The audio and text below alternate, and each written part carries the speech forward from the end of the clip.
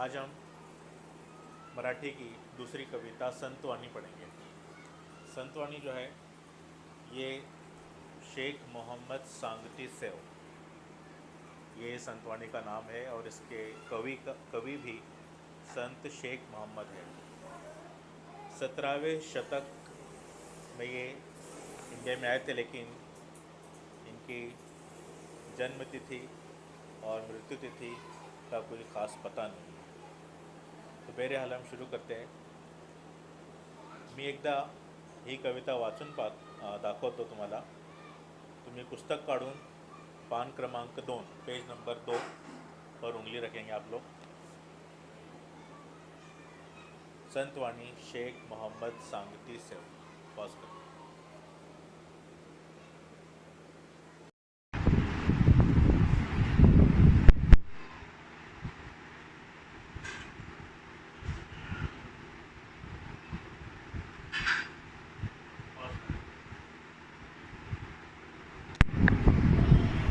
हाँ, तो मैं पढ़ना शुरू करता हूँ।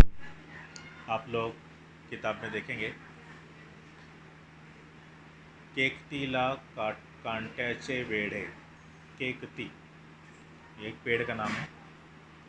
आप लोग अब मेरे साथ लाइन को रिपीट करेंगे। केकतीला कांट्याचे वेढे, भीतरी निपजती केवडे, तैसे साधूचे शब्द गाढे, परोपकारा लागी। एक बंद हो गया, दूसरा बंद। फणस सर्वांगी काटवले, भीतरी महागोडीने कोंदले, तैसे साधू हृदय जाले, तैसे साधू हृदय जाले, बोधा संगे परियेसा। नारळ कठीण दिसे बाहेर, भीतरी खोबरे अरवार, तैसे साधूचे अंतर, बोधे वसंडले। ऐसा सद्गुरुशी भरा भाव, तो कैसा करावा उपाव। शेख मोहम्मद सांगती सेव, सभे श्रोत्यांप्रति। अब आप लोग इसको खुद से पढ़ेंगे एक बार अपनी किताब में देखकर, फिर उसके बाद में मैं अगली वीडियो में समझाता हूँ। हाँ बच्चों, ये हमारी दूसरी कविता संतवाणी है।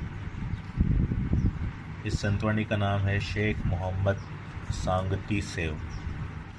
शेख मोहम्मद सांगटी सेव कविता का नाम है और कवि भी संत शेख मोहम्मद ही है। 17वें शतक में ये गुजरे। 17वें शतक यानी 1600 ईस्वी के बाद 1700 ईस्वी तक इस सदी के दरमियान ही गुजरे हैं।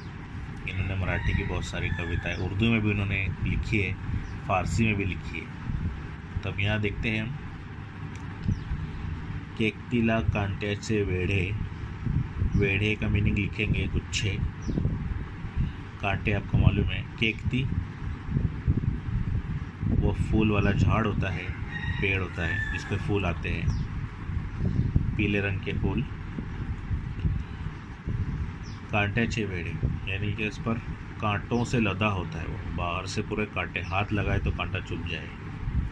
भीतरी निपजती केवड़े, लेकिन अंदर केवड़े से रसदार जो केवड़ा है वो अंदर भरा होता है। केवड़े का फूल तो आपने देखा होगा, फूल के बाद उसमें फल भी आता है, वो रस भरा हुआ फल उसमें होता है। तो बाहर से तो कांटे हैं लेकिन अंदर से रस भरा फल है। तैसे साधुचे शब्द गाढ़े, ऐसे साधु और संत जो होते हैं वैसे ही उनके शब्द गाढ़े होते हैं, उनकी बात में बहुत गहराई होती है। परोपकारा लागी, बहुत फ़ायदेमंद होते हैं हमारे लिए। गहराई तो बात यानी कि इंसान को ऐसा लगता है कि ये तो बहुत सख्त ज़बान बोल रहे हैं, कड़क बोल रहे हैं, लेकिन इनकी ये बातें हमारे लिए बहुत लाभदायक होती है, फ़ायदेमंद होती है। फणस सर्वांगी कांटोले।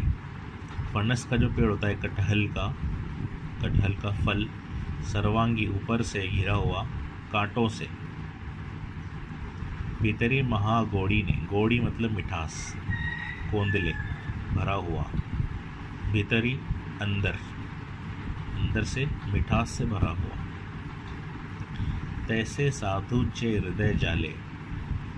ऐसे ही साधु और संत जो होते हैं, सज्जन लोग, उनका दिल भी होता है कि बाहर से सख्त अंदर से नरम। बोधा संगे परियेसा। हमें भी उनके जैसा बनने की कोशिश करना चाहिए। बोधा मतलब बोलना, बातचीत, संगे जैसा परियेसा। नारण कठिन दिसे बाहे। नारियल कठिन दिखता है, सख्त दिखता है बाहर से। भीतरी खोबरे अरुआर। अंदर से खोबरा नर्म मुलायम होता है, अरुआर नर्म। तैसे साधु के अंदर, वैसे ही साधु के अंदरूनी हिस्सा भी होता है, यानी कि दिल, वो भी अंदर से बहुत नर्म मुलायम मीठा होता है। बोधे वो संडे। उसकी जो बातें हैं इल्म की बातों से भरी होती है, इल्म और हिकमत से, नसीहतों से भरी होती है। पोसंडले मतलब किसी चीज़ को निचोड़ देना, भरा होना। ऐसा सद्गुरुशी धरा भाव। अपने जो सद्गुरु होते हैं, जिनसे मिलकर सीखते हैं, धरा भाव रखो, उनके साथ ऐसा भाव, जज्बात, या उनके साथ ऐसा व्यवहार रखो, उनके साथ ऐसा बर्ताव रखो। तो कैसा करावा हो पाओ। अगर ऐसा नहीं रखेंगे, अच्छी तरह से उनसे पेश नहीं आएंगे, तो फिर कैसे करेंगे। कोई रास्ता नहीं, कैसा करावा हो पाओ। इन्हें पूछ रहा है कवि यहाँ पर। शेख मोहम्मद सांगती से। शेख मोहम्मद कहता है ये कविता नसीहत से सभी श्रोत्यान प्रति। श्रोता कहते हैं सुनने वालों को, सभी सुनने वालों से, प्रति यानी से, सभी सुनने वालों से ये बात कही जा रही है। शेख मोहम्मद सांगती से ये जो नज़म है, इन सभी से कही जा रही है कि जितने भी लोग सुनने वाले हैं, सब अपने अपने सद्गुरुओं की आदर करने वाले बने, उनका सम्मान करने वाले बने। तो ये है कविता का सारांश, और ये इसके सवाल जवाब है। केवड़े, फणस, नारळ, ये आप लोग को कॉपी में लिखकर मुझे भेजना है। शेख मोहम्मद सांगती से यांनी केलेला उपदेश, सद्गुरूंचा आदर करावा। यहाँ पर अभंगात उल्लेखलेली गोष्टी, व्यक्ती, पहला एक व्यक्ती, बाहेरंग, बाहर से कैसी होती है, अंतरंग, अंदर से कैसी होती है। व्यक्ती जो है बाहर से काट्यांनी वेढलेली, कांटों से भरी हुई, और अंदर से केवड़े या निपजती केवड़े भी लिख सकते हैं। इस बच्चे ने केवड़े लिखा है। फणस कटहल का जो फल है, बाहर से कांटवले, अंदर से महागोड़ी ने कोंदले, महागोड़ी ने कोंदले। इसके बाद नारळ, बाहर से कठिन, अंदर से अरुवार खोबरे। बाहर से संत जो थे, बाहर से त्यांचे शब्द गाढ़े। सिर्फ इतना ही लिखना है, शब्द गाढ़े। और अंदर परोपकारी, अंतरंग परोपकारी। अब इसके जो तशरीह करने के जो सवाल के जवाब है, उसकी तस्वीर मैं आप लोगों को भेज रहा हूँ।